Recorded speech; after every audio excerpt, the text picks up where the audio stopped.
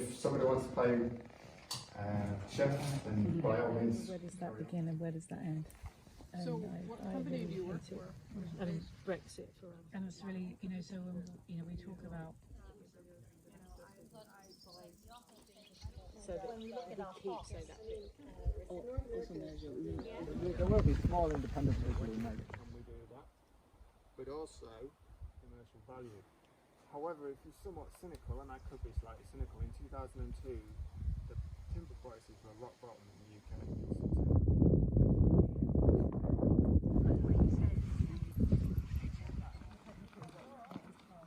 As efficient as possible. What they're trying to do here, and this is this notion, if you like, has been investigated by a Dutch ecologist called Frans Vera, and there's something called a Vera hypothesis, okay, that he's evidenced by looking at lots of data from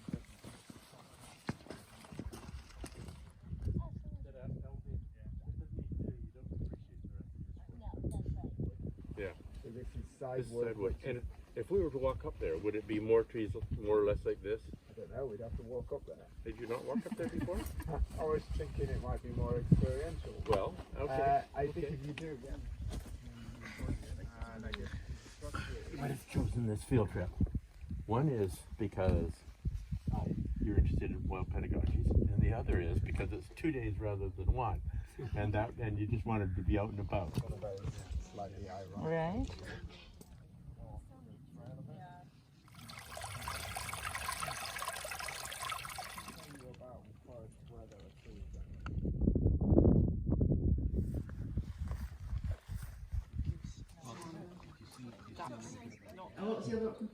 Maybe walk around down to the river and find somewhere that's just kind of flat.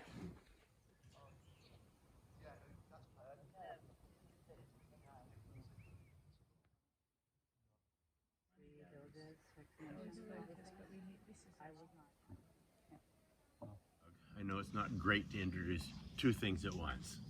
So what I'd like to do is solicit from you a little bit about what you'd like to work on first, and then we can talk a bit about that. So one of the topics that came up yesterday was the touchstones, and I think they're a great piece for conversation. You know, and when it comes to just how do you implement this wild pedagogies, well, that's not there's not a formula for that. That's work that we all have to do for ourselves in a sense. We'll get some more examples. I have brought some examples that I can put out tonight that a colleague of mine who works at the University of Calgary has done with her early childhood educators. So there's a few examples of how they've interpreted both.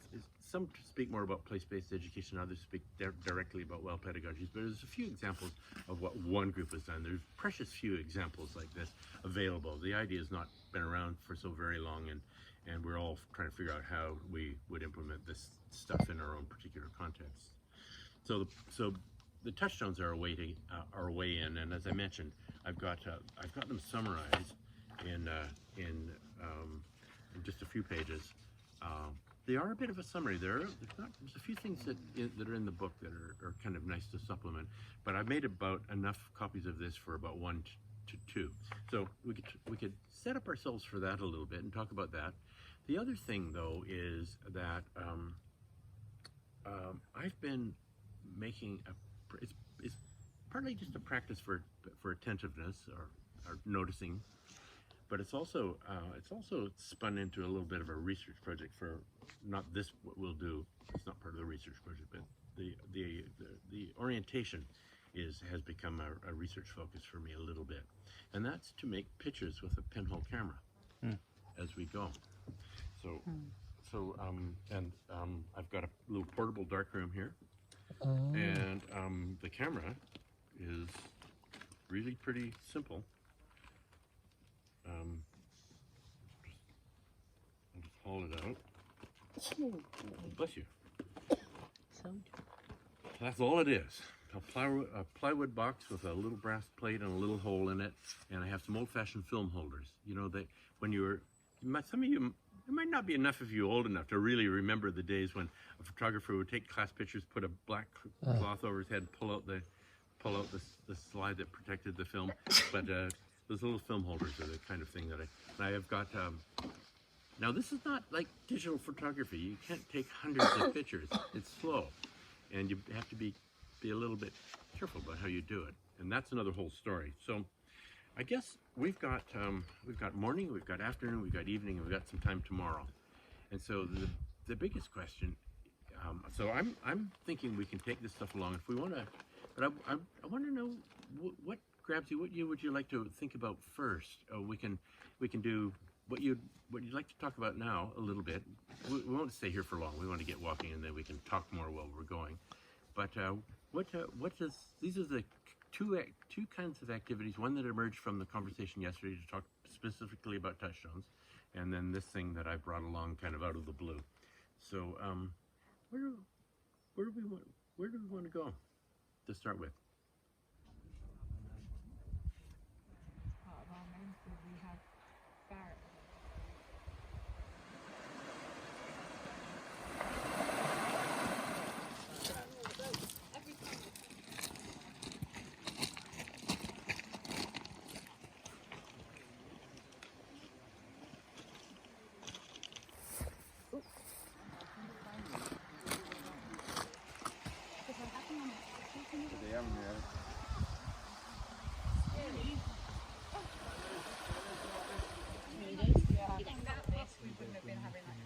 But that's actually what I really like about outdoor education anyways, when you get something in and then start walking, And for start sure you doing don't get that something. incorrect. Yeah, and somehow you always circle back in your mind. It's like, for me it's really nothing.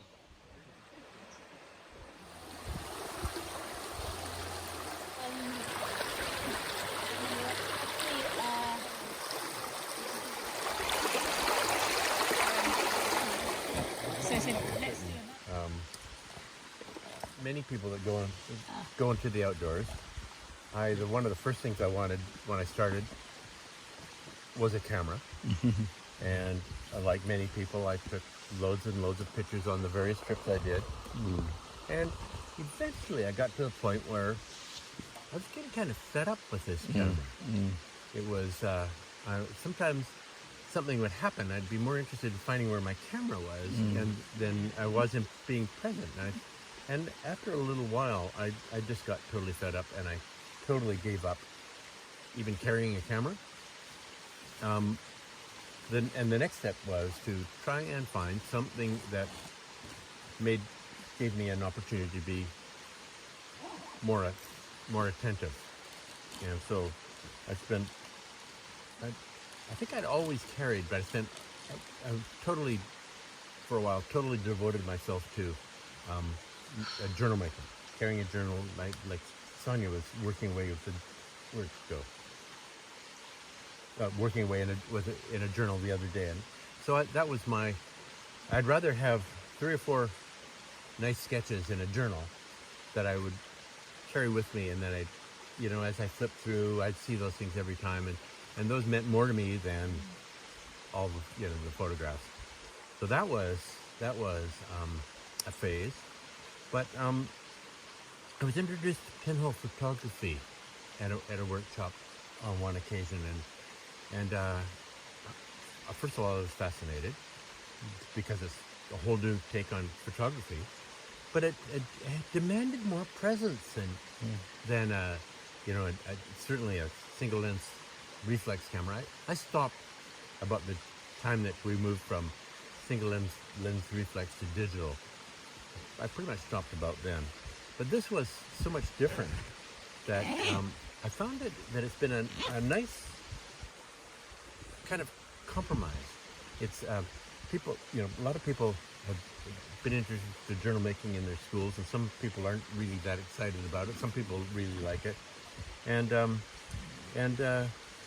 I saw some potential both for workshops like this, but also somebody asked, I think Fiona was asking me a little bit about how this all connects, and I've actually developed a little bit of a research practice that I'll I can talk about a little bit later. We'll get to that right now.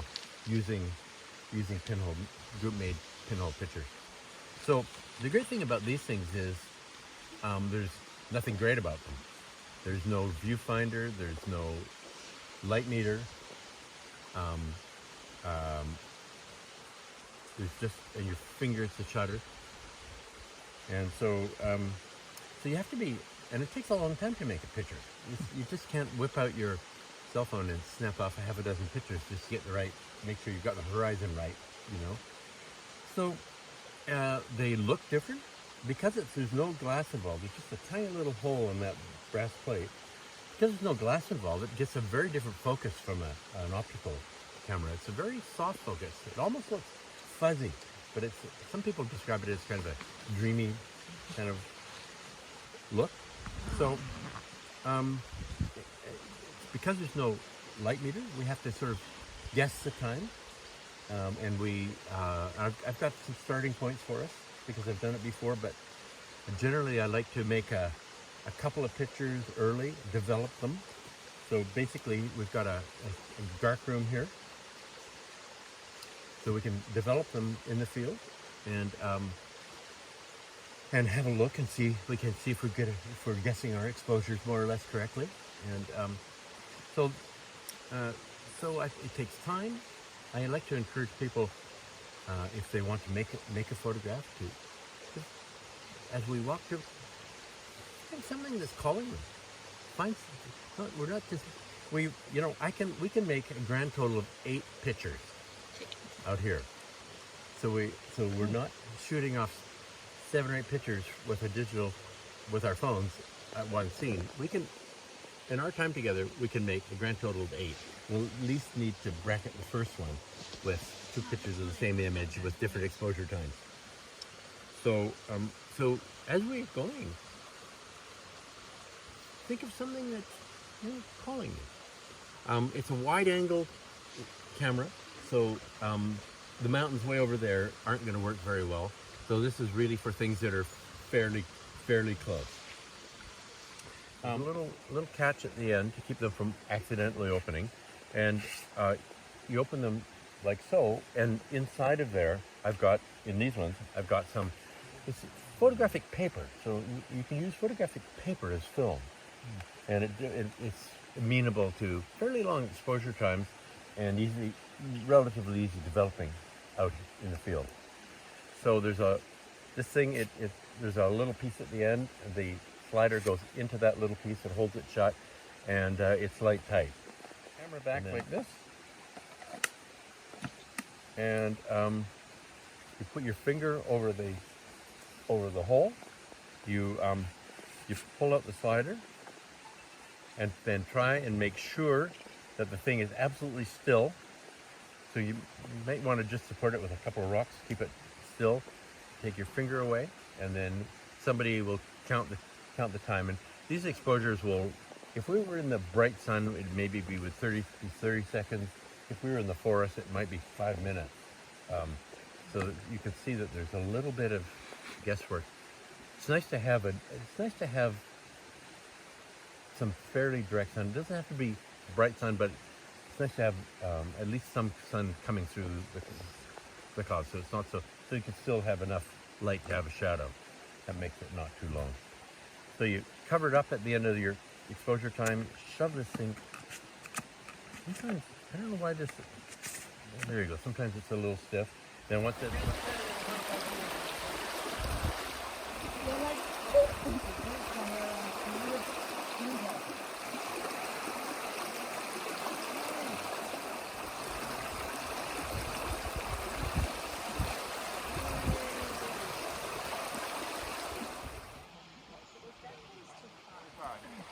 well, I'm thinking 45 to almost a minute.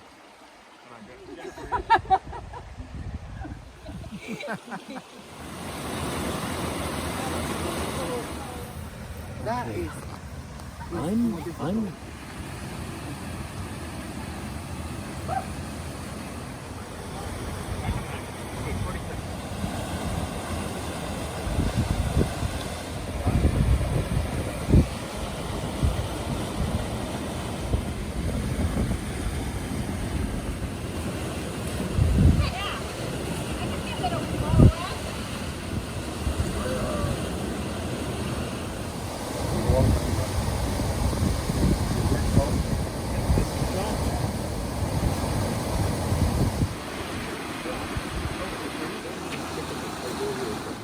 That thing?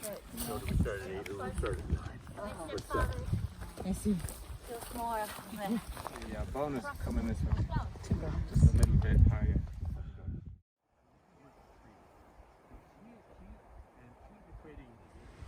The first set of pictures that we're developing, to, there's always a little bit of guessing about the exposure time. Two pieces of paper, and then there's a little bit extra on this side, so you have to get them in the right way. So I'm going to do that inside this bag. This bag is light tight. It's got a little flap here with that's with Velcro, and it's got a zipper in here.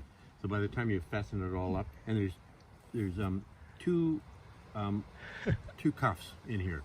So by the time you get your hands in there, that's light tight too. So this developer goes in there, and it's important to do the same thing all the time because we'll adjust our exposures. That only works if we do the same developing time. You could develop this a little longer, and it would just go more. How do you know how much? Oh, just so it makes everything wet. Just want to agitate this, and after 2 minutes, I'm going to pour it back in there. Why doesn't it come out the whole poured in? Well, it's magic. How? Magic. Yeah. This is just vinegar. It just stops the developing process. Thank you. Okay, 30 seconds. Okay. What's that smell like? Also kind of acidy. I thought that was your work that you were holding those. The vinegar makes Oh, so there's 3. This kind of fixes it, makes it stable over time. Starting, yeah? Yeah, let's go. Yeah. I'm starting. Yeah. or more than. Okay, time's up. Thank you. Everybody? Oh wow! I think we've got to keep her between these two. Yeah. So just put them in the water. Which one is it? So both of them are pretty good. Nice. That is awesome. Dark is light and light is dark. I'd say they both, now what kind of, It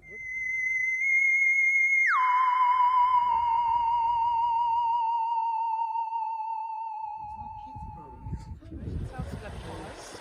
The practice it sounds like a pause.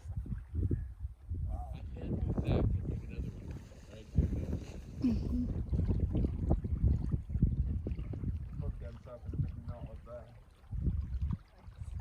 Maybe that's an actual picture.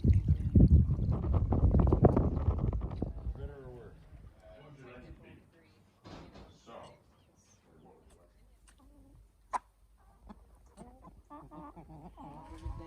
Picture. Team picture.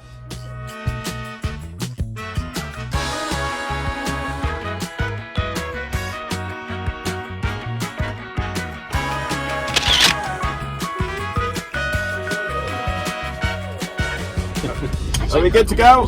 Yes, I think that thing is all sounds. We're going. And all that kind of stuff. You have no.